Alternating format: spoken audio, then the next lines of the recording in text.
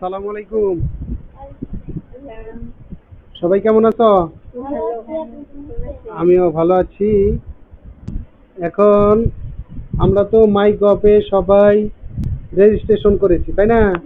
এখন আমরা প্রোফাইল ঠিক করব। প্রোফাইল কিভাবে ঠিক করতে হয়, প্রোফাইল আপডেট করতে হয়, ভেরিফাই করতে হয়, সেটা আমরা দেখব।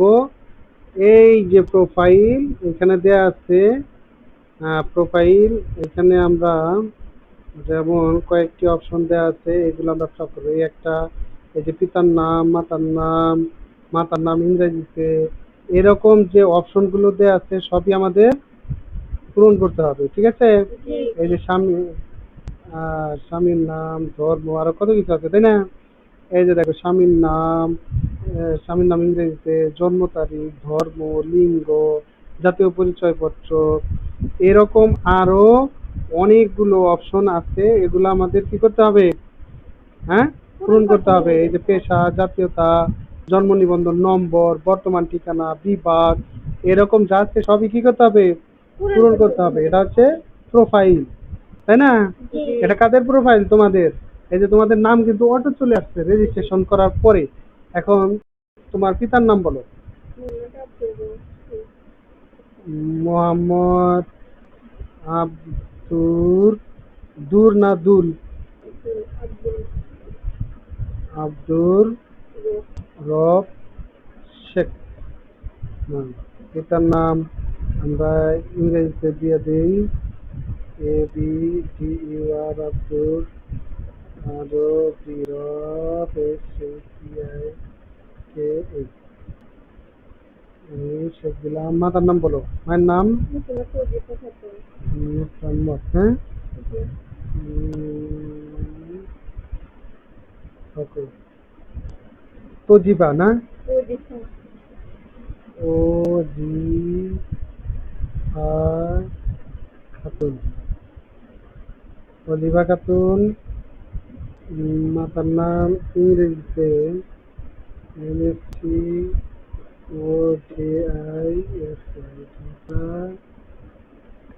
খাতুন।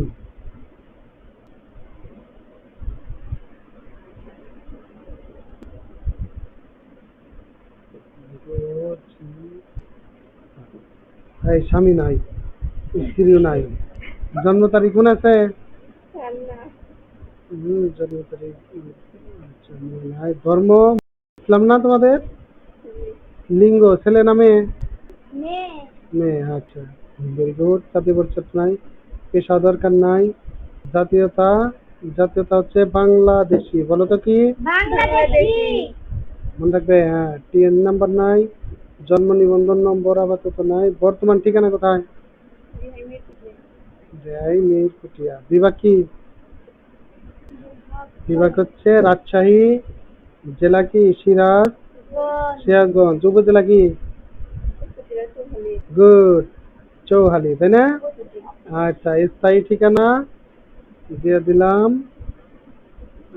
এখন বলো বিভাগ, আবার বলো বিভাগ রাজশাহী, তারপরে জেলা সিরাজগঞ্জ, উপজেলা চৌহালি। এই যে এগুলো পুরো উপরের এগুলা সব পূরণ করার পর নিচে এই যে লেখা আছে, এটা কি লেখা আছে? হালনাগাদ করুন। কি লেখা আছে? হ্যাঁ, এইখানে আমরা ক্লিক করব। ক্লিক করি। এই যে একটা ক্লিক করলাম, এই যে কি আসছে, এটা সফল, সফল হয়েছে। এই যে সফল হয়েছে, এই যে টিক চিহ্ন আসছে, তার মানে এটা কি হয়েছে? হালনাগাদ হয়েছে। প্রোফাইল হালনাগাদ হয়ে গেল। এখন আমাদের একটা ছবি তুলতে হবে, তাই না? প্রোফাইলের জন্য একটা, এই যে এখানে একটা ছবি দিতে হবে। আর এই যে এখানে চাপ দিলে আমরা ক্যামেরা দিয়েও ছবি তুলতে পারবো, অথবা যদি গ্যালারিতে কোনো ছবি পছন্দ থাকে সেই ছবিটাও এখানে দিতে পারবো, তাই না? আমরা ছবি কিভাবে দিতে হয় সেটা দেখি। একটু দাঁড়াও, এদিকে এই যে ছবি তুলে নিলাম, সুন্দর করে একটা ছবি তুললাম। ছবি তোলার পর আমরা এখানে টিক চিহ্ন দেব।